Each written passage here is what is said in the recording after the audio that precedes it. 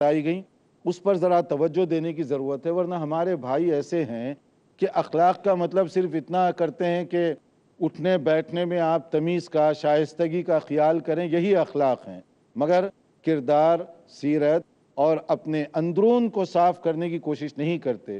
جیسے اس سے پہلے آپ نے دیکھا آداب ہی میں حسد سے بچنا ہے کہ ہمارا دل بغض، کینہ، دشمنی، کدورت ان چیزوں سے صاف ستھرا ہو۔ اگر یہ چیزیں بھری ہوئی ہوں تو پھر اس کا مطلب ہماری نماز، ہماری دعائیں اور اس کی نیکیاں یہاں جل کر خاک ہو رہی ہیں۔ تو اس کے بجائے ہم ان چیزوں کو اپنے دل و دماغ سے نکالیں۔ نبی کریم صلی اللہ علیہ وسلم ایک مرتبہ بیٹھے ہوئے تھے صحابہ کرام کے ساتھ، عجیب اتفاق ہوا کہ آپ نے ایک بات کہی کہ ایک صاحب آنے والے ہیں جو اللہ تعالیٰ اور اس کے رسول کے ہاں محبوب ہیں۔ تو پھر کیا ہوا، ایک صحابی آئے اور وہ صحابی بظاہر بہت عام سے لگ رہے تھے، جن کو ہمارے ہاں کہتے ہیں نا سادہ سا بندہ، یعنی مطلب آدمی ٹیپ ٹاپ کا نہیں تھا، کوئی رکھ رکھاؤ نہیں، بہت سیدھا سادہ بندہ تھا۔ تو بعض لوگ جو واچ کر رہے تھے تو انہوں نے سوچا کہ شاید ہمیں دیکھنے میں غلطی ہوئی ہو، آگے پیچھے کوئی اور تو دکھائی نہیں دیا۔ وہ آئے، اپنی نماز پڑھے اور چلے گئے۔ پھر ایک اور موقع پر آپ بیٹھے ہوئے تھے، اسی طرح آپ نے بات کی، اتفاق سے وہی آئے۔ تو اب کچھ صحابہ کو ہوا کہ کوئی بات تو نہیں ہے ان کے اندر، دیکھنے میں تو سمپل لگتے ہیں، لیکن ان کی آخر کون سی ادا ہے جو اللہ کو اتنی پسند آ گئی؟ 3 مرتبہ ایسے ہی ہوا۔ تو ایک صحابی ہیں بہت مشہور، حضرت عبداللہ بن عمر بن عاص رضی اللہ تعالیٰ عنہم، انہوں نے سوچا، صحابہ کے سوچنے کا انداز ذرا مختلف تھا، دین میں کمپٹیشن، دین میں ایک دوسرے سے بڑھنے، ایک دوسرے سے سیکھنے کا جذبہ تھا۔ ہمارا جیسے دنیا کمانے کا جذبہ ہے، صحابہ کرام میں دین کمانے کا ایسے ہی جذبہ پایا جاتا تھا، دین میں آگے بڑھو۔ اب وہ صحابی جو واچ کر رہے تھے، انہوں نے جو ہے نا چپکے سے ان کے پاس پہنچے وہ، اور پہنچنے کے بعد ایک سبب بتا دیا کہ بھائی جان میں آپ کے پاس کچھ رہنا چاہتا ہوں۔ تو اب وہ مہمان نوازی کا زمانہ تھا تو انہوں نے انکار نہیں کیا، انہوں نے کہا ٹھیک ہے۔ اب وہ ان کا مقصد اصل میں رہنا نہیں تھا، یہ دیکھنا تھا کہ یہ چھپ کر کون سی نیکی کر رہے ہیں جو اللہ کو اتنی پسند آ گئی کہ جنت کی بشارت ان کو دی جا رہی ہے، اور نبی صلی اللہ علیہ وسلم ان کو پسند فرما رہے ہیں۔ آخر ہم بھی تو ساری عبادت وغیرہ تو کر رہے ہیں، یہ چھپ کر کون سی نیکی کرتے ہیں یہ معلوم کرنے۔ دن گزرا، ساتھ لگے رہے، پورا دن گزرا، دیکھا بات تو نہیں بنی۔ وہ نماز وغیرہ کا ٹائم ہوا، مسجد میں گئے، نماز انہوں نے ادا کی، وہ تو ہم بھی کرتے ہیں، اور اس طرح کی جو عام چیزیں ہیں، قرآن کی تلاوت، یہ وہ، کہیں پھر کام کاج میں چلے گئے۔ کہا یہ تو عام سی باتیں ہیں، رات میں دیکھتے ہیں۔ تو اب وہ رات میں سونے کی ایکٹنگ کر رہے تھے، دیکھنے کے لیے کہ رات میں چھپ کر کوئی خاص عبادت کر رہے ہیں یا کیا ماجرا ہے۔ تو دیکھا عشاء کی نماز مسجد میں پڑھی، اور اس کے بعد آئے، اپنا دعا وغیرہ جو کچھ ہے، دعائے مسنون، لیٹنے کا طریقہ وہ پڑھ کر آرام سے سو گئے۔ تو انہوں نے کہا کہ یہ تو مسئلہ نارمل ہے۔ پھر اس کے بعد تہجد کے لیے جاگے، صحابہ میں تہجد کو جاگنا عام بات تھی، وہ بھی تہجد کو جاگے، پھر فجر کے لیے چلے گئے۔ وہ کہہ رہے ہیں یا اللہ، نہ دن میں مسئلہ حل ہو رہا ہے، نہ رات میں جو کام ہم کر رہے ہیں وہی وہ بھی کر رہے ہیں۔ ایک دن گزرا، 2 دن گزرے، اب وہ کہنے لگے 3 دن سے زیادہ مہمان نوازی کے لیے مشکل ہے۔ تو اب تیسرا دن جب گزرا تو وہ کہنے لگے اب بات اس طرح تو نہیں بنے گی۔ تو انہوں نے کہا بھائی جان، بات اصل میں ہے کہ میرے گھر میں کوئی پرابلم نہیں ہے، سب چیزیں ٹھیک ہیں، مگر میں اصل میں ایک بات معلوم کرنے کے لیے یہ کر رہا تھا، اور وہ بات مجھے معلوم نہیں ہو سکی۔ کہا کیا بات معلوم کرنا چاہتے تھے؟ انہوں نے کہا کہ آپ کے آنے سے پہلے نبی صلی اللہ علیہ وسلم نے ایک جملہ کہا تھا، اور اس کے بعد آپ ہی آئے اور کوئی نہیں آیا، اور 3 بار ایسے ہوا کہ ایک جنتی شخص آئے گا جس سے اللہ اور اس کے رسول محبت کرتے ہیں، آپ ہی داخل ہوئے، پھر ایک مرتبہ آپ نے کہا آپ ہی داخل ہوئے۔ تو اب میں معلوم یہ کرنا چاہتا تھا کہ آپ چھپ کر کون سی عبادت کرتے ہیں، تو مجھے تو کچھ معلوم نہیں ہوا، اب آپ ہی بتا دیجیے۔ تو انہوں نے کہا کہ جو کچھ تم نے میری زندگی دیکھی ہے بس یہی میری زندگی ہے، ایسے ہی میں کرتا ہوں۔ پھر اس کے بعد جب وہ جانے لگے تو انہوں نے کہا کہ دیکھو ایک اور بات ہے، شاید اللہ تعالیٰ کو یہ بات زیادہ پسند آ گئی ہو، اور وہ کیا ہے کہ میرے دل میں کسی کے خلاف کوئی بغض یا حسد نہیں، کسی کے خلاف، شاید اللہ تعالیٰ کو یہ ادا پسند آ گئی ہو، میرا دل صاف ستھرا رہتا ہے۔ تو انہوں نے سننے کے بعد کہا جس کو آپ عام بات کہہ رہے ہیں یہ تو بہت بڑی بات کہ دل صاف ستھرا ہو, کسی کا بغض, حسد, عداوت, یہ چیزیں کینہ وغیرہ میرے دل میں نہیں ہے, بس یہ بات ہو سکتا ہے اللہ تعالیٰ کو پسند آ گئی ہو. تو اب آپ دیکھیے اپنے دل کو صاف رکھنا کینے سے, بغض سے, حسد سے, اللہ کے نزدیک اتنا محبوب ہے کہ اس کی وجہ سے بندہ ابھی زمین پر چل رہا ہے لیکن جنت کی بشارت اس کو دے دی جا رہی ہے. اتنی بڑی فضیلت ہے. چاہے وہ اسپیشل کوئی عبادت نہ کرے, اسپیشل اس کا کوئی دیکھنے میں اسٹیٹس نہ ہو, مگر یہ ہے کہ اللہ کے نزدیک وہ بندہ زیادہ پسندیدہ ہے, وہ زیادہ محبوب ہے. ورنہ اگر دل میں کدورت, عداوت, کینہ یہ چیزیں بھری ہوئی ہوں اور پھر ہم عبادت بھی کریں تو ہماری عبادت کہاں سے رنگ لائے گی؟ تو یہ وہ چیزیں ہیں جو اخلاق کو گرانے والی ہیں. اسی طرح نبی کریم صلی اللہ علیہ وسلم نے ایک اور بات بھی بتائی جو برے اخلاق سے تعلق رکھتی ہے. آپ نے کہا لیس الشدید بالسرعہ انما الشدید الذی یملک نفسہ عند الغضب. طاقتور کون ہے, اسٹرانگ آدمی شریعت کے نزدیک کون ہے؟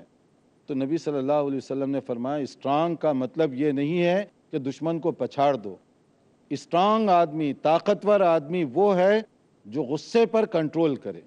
جس کا اپنے نفس پر کنٹرول ہو تو سمجھیے کہ وہ طاقتور آدمی ہے, وہ اصل میں اسٹرانگ آدمی ہے. اگر اپنے نفس پر کنٹرول کر سکتا ہے, غصے کو قابو میں رکھ سکتا ہے, وہ آدمی اصل میں اسٹرانگ آدمی ہے. کیونکہ غصے کی وجہ سے آدمی کبھی ایسی حرکت کر جاتا ہے, کبھی ایسی بات بول جاتا ہے جو اس کو خود نادم کر دے. بعد میں وہ خود پچھتائے, کاش یہ نہ کیا ہوتا, کاش ایسے کیا ہوتا, کاش یہ نہ کہا ہوتا, کاش ایسے کہا ہوتا. یہ کاش کاش میں تو بات بنتی نہیں ہے, کیونکہ جو ہونا تھا وہ ہو چکا, ڈیمیج ہو چکا. غصے کا آپ نے اظہار کر دیا, اور یہی تو غصہ ہے جس کی بری شکل بعض مرد اور خواتین جو ہمارا پروگرام دنیا میں دیکھ رہی ہیں, گھروں میں ہونے والے فتنے کا ایک سبب یہی غصہ ہے. شوہر باہر سے آیا, معلوم نہیں وہ حالات کیا تھے, باہر کس سچویشن میں اپنا ٹائم گزارا, گھر میں آیا, بیوی کو نہیں معلوم. اب وہ شکوہ شکایت شروع کی, بات چھوٹی سی تھی, بڑھتے بڑھتے طلاق تک پہنچ گئی. طلاق کیوں ہوتی ہے؟ اس کا ایک بڑا سبب یہی غصے کا بیجا اظہار. نتیجہ یہ ہوا کہ طلاق ہو گئی. اب طلاق کے بعد جب آدمی کول ڈاؤن ہوتا ہے, کیونکہ اس کا مقصد طلاق دینا نہیں ہوتا, سوچ سمجھ کر پلان کے تحت تو اس نے طلاق نہیں دی, غصے میں ریئیکشن کے طور پر وہ یہ جملہ کہہ دیا. اب جب غصہ ٹھنڈا ہوا, اب وہ دریافت کرتا ہے کہ اس کا ڈیمیج کیسے دور کیا جائے, عیب جو لگ گیا اب ختم کیا, بیک لینے کے طریقے کیا ہیں, بیوی کو واپس کیسے میں لا سکتا ہوں. لیکن دیکھیے ایک بار گولی چل گئی, اس کا اثر تو ہونا ہے, اس کا کوئی نہ کوئی نقصان تو پہنچے گا. تو یہ ہے غصے کا ایک اثر جس کی وجہ سے گھروں پہ یہ تباہی ہوتی ہے. بعض اوقات چھوٹی سی بات میں میاں بیوی کے درمیان تک یہ تکرار پیدا ہوتی ہے, اور تکرار جو ہے وہ لمٹ سے آگے چلی جاتی ہے. یعنی شوہر اگر اپنی بیوی پر ہاتھ اٹھائے تو وہ لمٹ کے آگے ہے نا بات, وہ غلط شریفانہ انداز نہیں ہے. نبی صلی اللہ علیہ وسلم کے بارے میں ام المؤمنین حضرت عائشہ رضی اللہ عنہ فرماتی ہیں کہ کبھی آپ نے اپنی کسی بیوی کو مارنے کے لیے ہاتھ نہیں اٹھایا پوری لائف میں. اور یہ ہمارے لیے سنت ہے, یہ ہمارے لیے نمونہ ہے, اور ان سنتوں کو ہم گھر میں اپلائی کرنے کی کوشش نہیں کرتے. ورنہ یہ غصے کا اظہار کی کوئی بات ہے کہ کھانے پکوان میں نمک مرچ کم زیادہ ہو گیا, آپ اپنی بیوی پر ایسا غضبناک اور ایسے الفاظ اپنی زبان سے نکالتے ہیں کہ کوئی مہذب آدمی اپنی بیوی کو اس طرح کی بات نہیں کر سکتا. وہ آپ کی بیوی ہے اور آپ گالی گلوچ تک اتر آئے, اور آپ اپنی زبان غلط انداز کی استعمال کرنے لگ گئے. اور بیوی کا غصہ جب ریز ہوتا ہے, وہ اس کا جو ہے جس انداز سے اظہار کرتی ہے وہ بھی بعد میں بہت زیادہ نقصانات کا سبب بنتا ہے. دوستانہ ماحول میں کبھی بات ہو گئی, اس کے نتیجے میں آپ غصے کا اظہار کرتے ہیں, اور وہ غصہ دونوں دوستوں کی دوستی کو توڑنے کا ذریعہ بن جاتا ہے. تو یہ غصہ دیکھیے کہ بعض اوقات کہاں سے کہاں لے جاتا ہے. اب آپ ایک کام کر رہے ہیں, کبھی آپ کا ذمہ دار ہے, آفیسر ہے, اس نے کوئی بات کر دی, آپ غصے میں آ گئے, غصے میں تیش میں آ کر آپ کانٹریکٹ پھاڑ کر پھینک دیے اور چلے گئے. اب گھر جانے کے بعد غصہ ٹھنڈا ہوا, معلوم ہوا جیب میں پیسہ نہیں, گھر میں کھانے کے لیے اناج نہیں ہے, اب پھر اسی کے پاس آ کر ہاتھ جوڑ رہے ہیں. تو آپ نے پھاڑا کیوں؟ آپ نے غصے کا غلط استعمال کیوں کیا؟ اب آ کر ندامت, معذرت خواہی اور زندگی بھر کی گلٹی کہ میں نے ایک بہت بڑا غلط کام کر دیا. تو اس وقت اگر آدمی اپنے آپ کو کنٹرول میں رکھے تو اس فتنے سے بچ سکتا ہے. تو اس لیے دیکھتے رہیے ہمارا پروگرام, وقفے کے بعد انشاءاللہ اس پر مزید گفتگو ہوگی. محمد الثقلين. Dialogue. Discussion. Debate. Rebuttal. Conclusion. Eliminate misconceptions about religion. Get enlightened. Witness Dr. Zakir Naik in a battle of words in Crossfire. ہر اتوار رات 8:30 بجے اور دوبارہ صبح 8:30 بجے انڈیا میں پیس ٹی وی اردو پر. سب طرح کی تعریف اللہ ہی کے لیے ہے جو تمام مخلوقات کا پروردگار ہے. بڑا مہربان، نہایت رحم والا، انصاف کے دن کا حاکم ہے. قوموں کے عروج و زوال کا پیمانہ ہے قرآن. اے پروردگار، ہم تیری ہی عبادت کرتے ہیں اور تجھی سے مدد مانگتے ہیں. انسان کو انسان بنانا ہے مقصود قرآن. ہم کو سیدھے رستے چلا، ان لوگوں کے رستے جن پر تو اپنا فضل و کرم کرتا رہا، نہ ان کے جن پر غصے ہوتا رہا، اور نہ گمراہوں کی. عالم دنیا،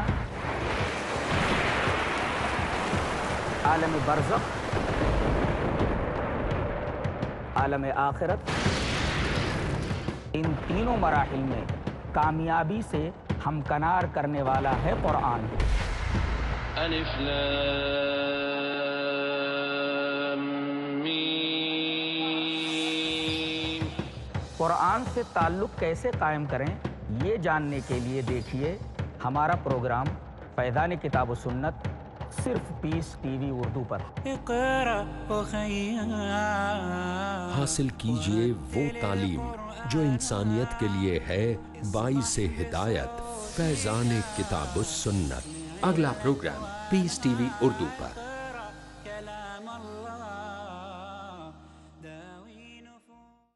محمد سید الکونین والثقلین.